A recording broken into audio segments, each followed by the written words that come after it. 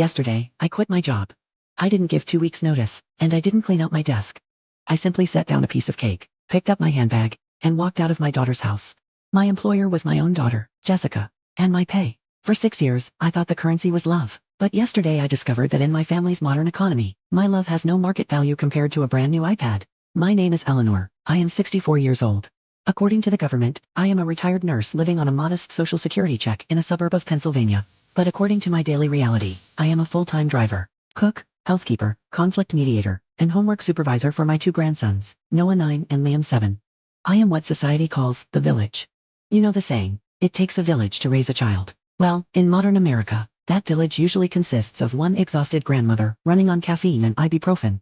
Jessica works in marketing. Her husband, Mark, works in finance. They are good people, at least, that's what I tell myself.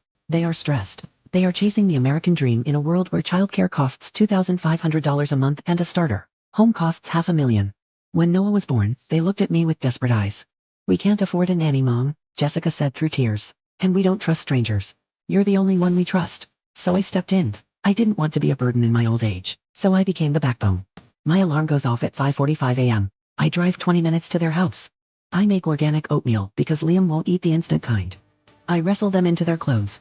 I take them to school. Then I go back to deal with piles of laundry I didn't dirty and scrub toilets I didn't use. I pick them up again. I drive them to soccer, piano lessons, and therapy. I supervise homework. I am the enforcer of rules. Eat your broccoli. No screens before homework is done. Be kind to your brother. I am the grandma of structure. The grandma of no. The grandma of routine. And then there's Sharon. Sharon is Mark's mother. She lives in an apartment in Florida. She is the glamour, the glamorous grandma. She has a pulled-tight face, a leased Lexus, and a retirement full of pickleball and cruises. She sees the boys twice a year. Sharon doesn't know that Noah is allergic to red dye 40. She doesn't know how to calm Liam when he has a math-related meltdown. She has never wiped a nose or cleaned vomit out of a car seat. Sharon is the grandma of yes. I had been working on it for weeks. My money is tight. Inflation has hit my fixed income hard. But I wanted to give him something meaningful. I spent 3 months knitting a heavy blanket for him. He sleeps poorly, and I chose his favorite colors and stitched love into every heavy row. I also baked a 3-layer chocolate cake completely from scratch, with real butter and melted chocolate, not from a box. The party was at 4 p.m. I had been there since 7 a.m. cleaning the living room, so everything would be perfect. At 4:15 p.m., the doorbell rang. Sharon swept in like a hurricane of expensive perfume and hairspray. "Where are my little princes?" she shrieked. Noah and Liam literally pushed past me to get to her. Sharon didn't bring hugs. She brought a bag with a designer logo. She sat on the couch and looked at the boys like museum exhibits, not children. "I didn't know what you liked," she announced loudly. "So I just bought the newest thing the salesman recommended." She pulled out 2 boxes, the newest and most expensive gaming tablets on the market. "Unlimited internet," she winked at Noah. "And I told your mom, no parental controls today." It was like they'd been handed gold bars. They ripped open the boxes and ignored the other guests. Ignored the party entirely. Jessica and Mark beamed. "Oh, Sharon, you didn't have to do that. That's far too generous," Mark said, pouring her a glass of wine. The wine I had bought. "You really spoil them." That's a grandmother's job. Spoil them and then hand them back to the parents. I stood in the kitchen holding the heavy knitted blanket. I felt invisible. I walked over to Noah, who was already hypnotized by the glowing blue screen. "I have a gift for you too. Shall we sing happy birthday?" He didn't look up. His thumbs flew across the screen. "Not now, Grandma Elle. I'm leveling up." "But I worked all winter on this blanket for your bed." He sighed, annoyed. "Grandma, nobody wants a blanket." "Gigi bought us tablets. Why are you always so boring? You only give us clothes and food." The room went quiet. Or maybe it just went quiet in my head. I looked at Jessica. I waited for her to intervene, to parent, to say, "Noah, put that down and thank your grandmother who practically raises you." "Oh, Mom, don't be so sensitive," she said, waving her hand. "He's 9. Of course he prefers a computer over a blanket. Sharon is she's the fun grandma. You're the everyday grandma. It's a different dynamic. Don't make a big deal out of it, like everyday traffic.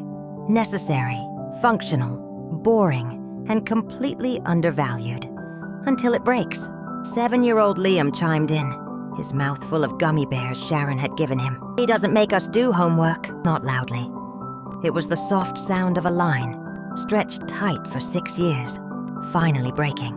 I looked at my hands dry from dishes, hands that had held them through fevers, nightmares, and tantrums. I looked at Sharon, pristine in her white linen suit, soaking up praise she hadn't earned. I looked at my daughter, sipping wine, relaxed because she knew I would clean up later. I carefully folded the knitted blanket and placed it on the kitchen island. "Jessica," I said, my voice was frighteningly calm. "What, Mom? Can you cut the cake? The boys are hungry." "No," she frowned. "What?" I said. "No, I'm not cutting the cake. In fact, I'm done." "Done with what?" I untied my apron, the apron stained with Noah's breakfast, and laid it next to the blanket. "Jessica, the boys are right. I am boring. I am the grandma of rules, vegetables, and homework. I am the help. And frankly, I'm tired of being the invisible infrastructure of your life while someone else gets to cut the ribbon." "Oh, Eleanor, don't be so dramatic. Is this menopause? Or the black hole after retirement?" I turned to her. "Sharon, enjoy your visit. Since you are the fun grandma, I'm sure you'll enjoy the sugar crash in about 2 hours. And since you're family,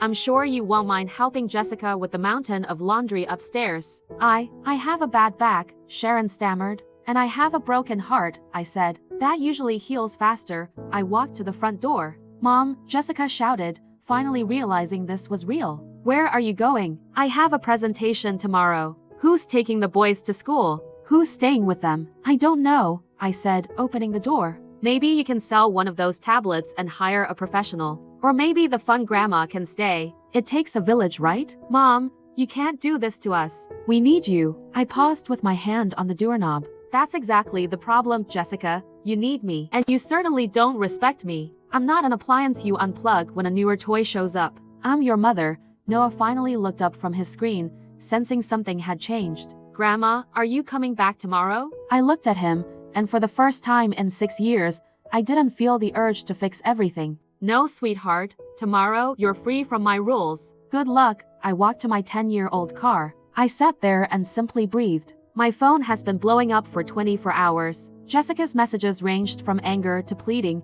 "You ruined Noah's birthday." "I'm sorry. I didn't mean it like that. Mark has a meeting. We don't have childcare, please, Mom." I haven't replied. This morning, I woke up at 9 o'clock a.m. I made coffee. I sat on my porch and watched the birds. For the first time in years, my back didn't hurt from carrying backpacks that weren't mine. I realized something late, but hopefully not too late. In the United States, we've confused family with free labor. We've convinced ourselves that love means allowing ourselves to be consumed until nothing is left but an empty shell. I love my grandchildren. I would die for them. But I will no longer live as their servant. If they want the routine grandma, they will have to respect the routine. Until then, I'm taking a sabbatical. I think I'll join a pickleball club. I hear that's what fun grandmothers do.